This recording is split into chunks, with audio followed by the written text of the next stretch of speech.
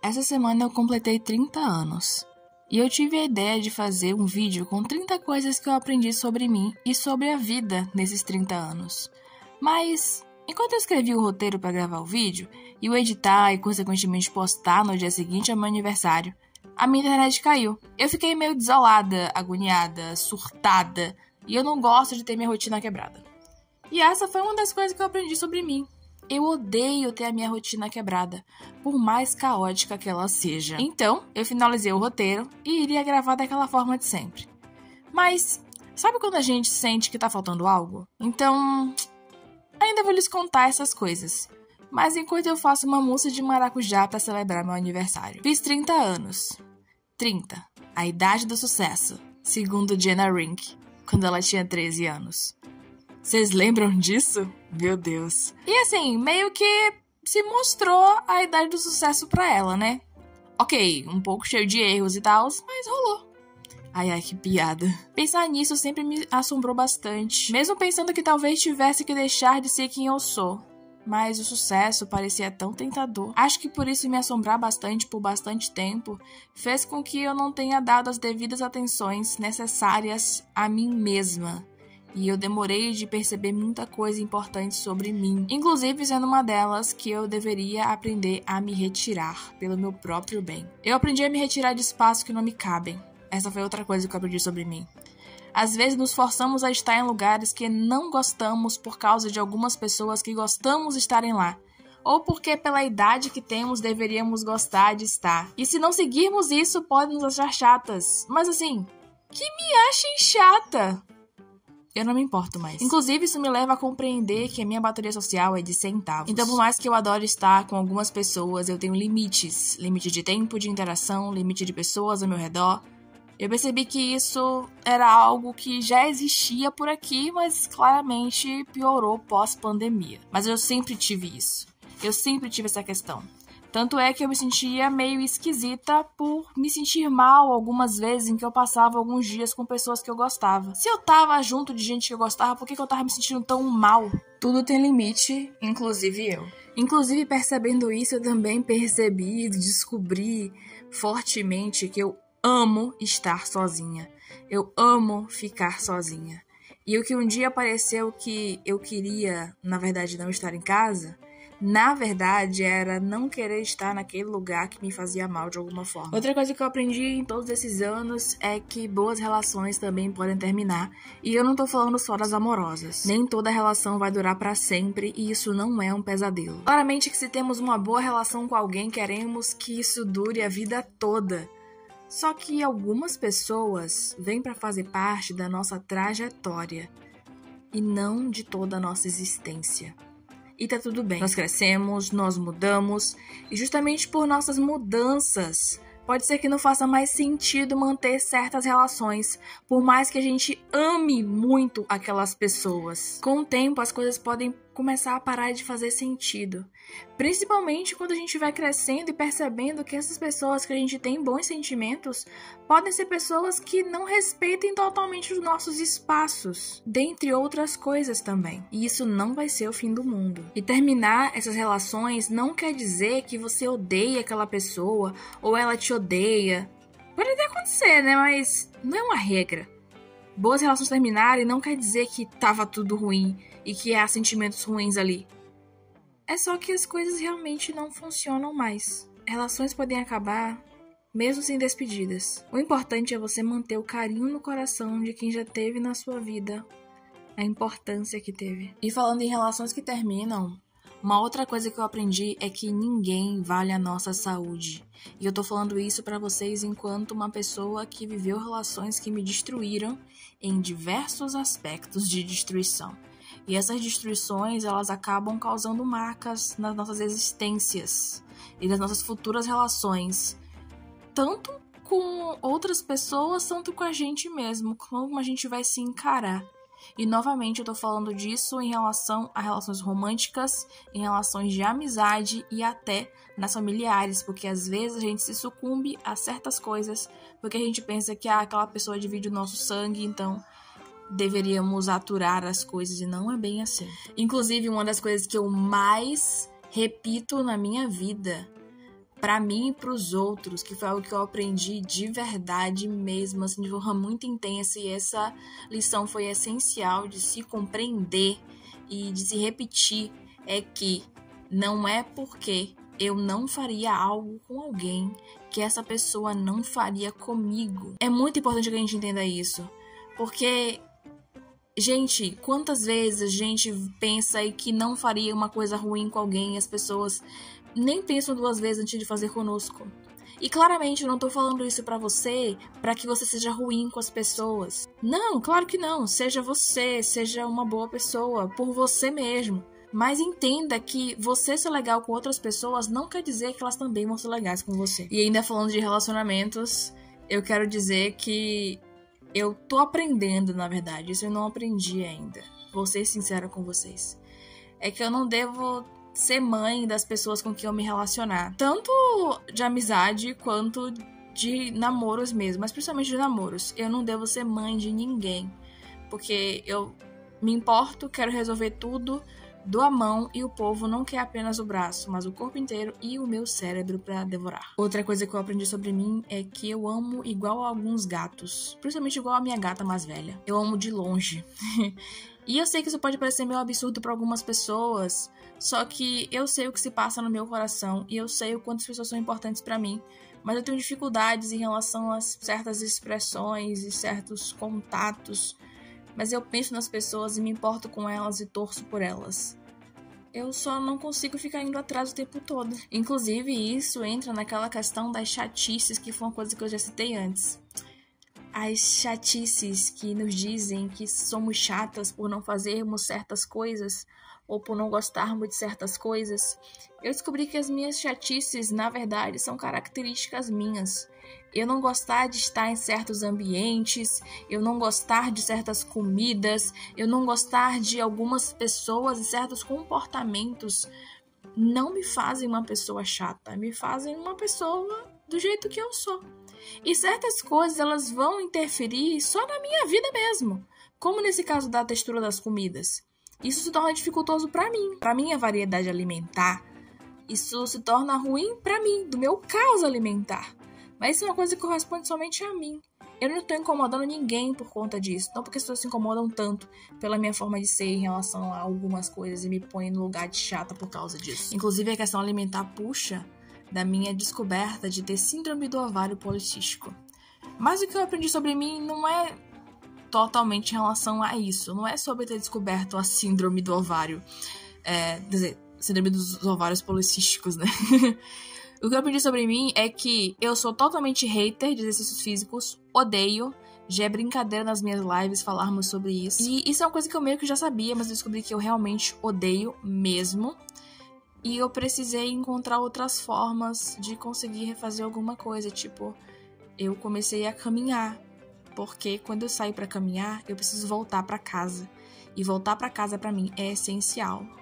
Porque outra coisa que eu descobri sobre mim é que eu amo muito a minha casa. Não apenas porque aqui eu tô segura de tudo, mas porque eu amo estar sozinha, como eu já tinha citado antes. Eu achava que eu queria muito sair de casa quando eu era mais nova, que eu queria ir pra balada, passar o final de semana fora, sendo que essas coisas me desgastavam tanto, e eu ficava me sentindo mal por isso. Mas é porque, na verdade, eu não queria não estar em casa porque eu queria estar nesses lugares. Eu só queria não estar em casa. Na verdade, eu queria ficar sozinha. E tá fora de casa ajudava bastante nesse processo, mesmo que meio complicado, já que eu tava no meio de tanta gente. Inclusive, relacionado à SOP, eu aprendi a me importar muito menos com o que as pessoas vão falar pra mim sobre a minha aparência. Falar tanto pra mim quanto sobre mim, né, em relação à minha aparência. Porque, gente, eu tenho características físicas por causa da SOP. E assim, mesmo que eu quisesse mudar as características, eu não iria conseguir. Pelo menos não sem me causar muita dor. E eu, infelizmente, já me coloquei nesse lugar de me causar dor pra agradar outras pessoas, sendo que eu não queria nada disso, eu só queria parar de ficar ouvindo absurdos, sabe? Mas que bom que eu parei com isso. Eu entendo por que eu fiz, mas foi absurdo ter feito. E eu não quero nunca que vocês façam uma coisa desse tipo. Falando em outras pessoas falando coisas pra mim, né? Uma coisa que eu entendi também sobre mim é que eu não vou conseguir ser funcional às 6 da manhã. E sempre me cobraram muito isso. Eu descobri que eu sou uma pessoa vespertina, mas o capitalismo nos cobra estar ativa mais cedo. Mas eu não consigo estar ativa mais cedo. Mas claramente, mesmo sem conseguir estar ativa mais cedo, eu estou ativa até às 11 da noite. Coisa que outras pessoas não conseguem. E mesmo que eu vá deitar mais cedo pra no dia seguinte levantar e fazer as coisas, não vai funcionar pra mim. Eu não consigo. Eu não consigo. Assim como eu não consigo também dormir mais cedo. É difícil. Eu não consigo. Ainda falando sobre pessoas, eu descobri que eu precisava me cercar mais de pessoas parecidas comigo em diversos aspectos. Seja respeitar as minhas particularidades sobre espaços que eu quero estar e me sinto bem em frequentar. Principalmente quando é sobre multidão. Gente, eu odeio isso, eu me sinto mal, eu me sinto sufocada. Não dá pra mim. Mas também sobre outras coisas que são um pouco mais complexas. Tipo, eu precisava me cercar mais de pessoas multi, ou seja, bissexuais e pansexuais. E não que eu não deva ter amizades monossexuais, sabe? Mas é só que eu me machuquei tanto estando perto de pessoas monossexuais que não me respeitavam. Viravam um olho pra mim quando eu falava certas coisas, apontava certas coisas e ainda faziam piadas disfarçadas de opinião. Estar perto de pessoas mais parecidas comigo me fizeram com que eu me acolhesse mais, então eu sugiro que vocês façam o mesmo. Inclusive, sobre essa questão, né, eu descobri também que algumas coisas eu não preciso experimentar pra saber que eu odeio. Gente, não interessa que eu nunca experimentei. Só eu analisar a situação. Se aquela coisa tem várias coisas que não me agradam e tem várias coisas que eu não gosto e elas são todas unidas numa coisa só, a chance de eu gostar é muito baixa ou inexistente. Então por que eu vou tentar? Não, eu não preciso tentar. Mas é claro que também eu entendi que tem outras coisas que eu preciso experimentar, mas porque eu quero experimentar para saber se realmente elas não fazem sentido para mim. Mas claramente estarei fazendo porque eu quero, e não porque me mandaram fazer. Outra coisa que eu aprendi também é que eu preciso chorar. Gente, chorem. Tá sentindo alguma coisa? Chore. Entenda e acolha os seus sentimentos. Eu tenho gastrite emocional por não reconhecer meus sentimentos e por não chorar. Mas assim, eu entendo também porque eu não chorava. Eu fui podada por adultos sacanas a não chorar. Então, eu perdoei essa criança por causa disso. Inclusive, eu aprendi que eu posso mudar, e isso é maravilhoso. Por exemplo, eu posso chorar se eu quiser. Eu não demonstrava esses sentimentos antes. Além de que eu posso fazer outras coisas também. Porque, gente, quem é que se mantém igual a vida toda? Quem se mantém igual mostra que não aprendeu nada na vida. Nós crescemos e aprendemos, conhecemos tantas coisas. Como é que a gente não vai mudar? E eu tô falando isso numa coisa mais simples, como roupas, e até coisas mais complexas, como pensamentos. Falando em mudar, eu descobri que eu amo a cor rosa. E eu nunca a odiei, na verdade. Eu só odiava a ideia imposta do rosa. Eu visitei um vídeo aqui no canal no falecido quadro falando sobre isso. O quadro era o escondido no quarto falando em voz alta.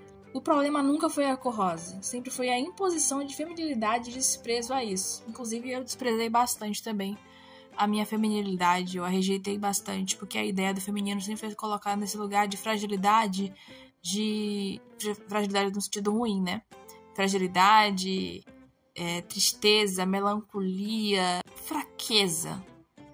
E, né? Isso é péssimo. Querem que a gente se odeie. E, infelizmente, eu me odiei por um tempo. E toda a ideia do feminino. E, consequentemente, outras mulheres também. Sendo que tudo é incrível. Por que fazer isso? E falando em descobrir que eu gosto, sim, da cor rosa, eu também descobri, ao longo desses anos, que eu sou negra, gente. Eu descobri e aprendi isso por mais absurdo que isso possa parecer. E não que eu não tenha passado por situações de racismo. Eu só não sabia que eu era negra mesmo. Eu não entendia, na verdade, que o que eu estava passando era racismo. Porque, assim, sempre me colocaram naquele lugar do café com leite, nem tão negra assim. Então eu achava que deveria ser só uma moreninha mesmo. E compreendendo isso também, eu vi que o feminismo branco não me abraçava.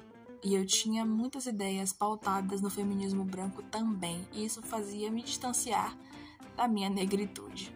Isso porque muito do que se fala vem sem interseccionalidade, gente. É por isso que vocês vão ver que várias mulheres negras não se consideram feministas e não falam sobre isso. Porque a sororidade, muitas vezes, não é falada quando os corpos não são brancos. Uma das coisas mais importantes que eu aprendi nessa vida é que desistir de sonhos é um ato de coragem. Por mais absurdo que talvez isso possa ser também se falado, e por mais que você pense, meu Deus, você tá mandando desistir dos meus sonhos?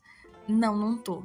Porém, depende. Gente, desistir de sonhos é um ato de coragem, porque você tá vendo tudo que você tentou e lutou por muito tempo ruir diante de você e você se vê obrigada a desistir disso para você conseguir continuar existindo. Eu não tô falando de desistir de sonhos por desistir. Não tô falando de você desistir sem tentar. Não tô falando de sonhos bestas. Eu tô falando de uma construção de um todo que te levou, que te guiou e você vai precisar abrir mão para continuar viva. Eu tive que aprender a desistir de sonhos para continuar existindo. Porque sonhos que eu tinha, que infelizmente eu não pude consolidar, eles começaram a me minar por dentro e a me destruir. Então, se fez necessário conseguir desistir. Desistir, nesse caso, foi sim um ato de coragem. E eu desejo esse ato de coragem na vida de vocês, se vocês estiverem precisando por aí. Outra coisa que eu aprendi sobre mim é que eu sou assexual, mais especificamente demissexual. E por isso nunca fez sentido pra mim sair beijando tantas bocas em baladas. A balada já não fazia muito sentido, né?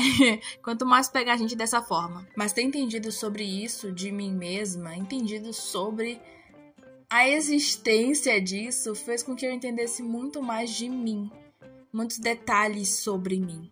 Inclusive, também entendi que preconceitos podem vir de todos os cantos, até das pessoas que achamos que não poderia vir. E a gente precisa se cuidar, se preservar. Aprendi também que as pessoas vão nos criticar, independente de qualquer coisa. Uma coisa intrínseca na outra, né? Nesses dois casos. Então, assim, gente, já que vão nos criticar, vamos mandar todo mundo se ferrar? Inclusive, outra coisa que eu aprendi também é que mandar as pessoas pro inferno, mesmo que mentalmente, é libertador. Gente, manda o povo e se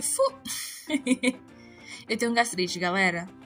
Por favor, palavra de quem tá vivendo, que vive isso.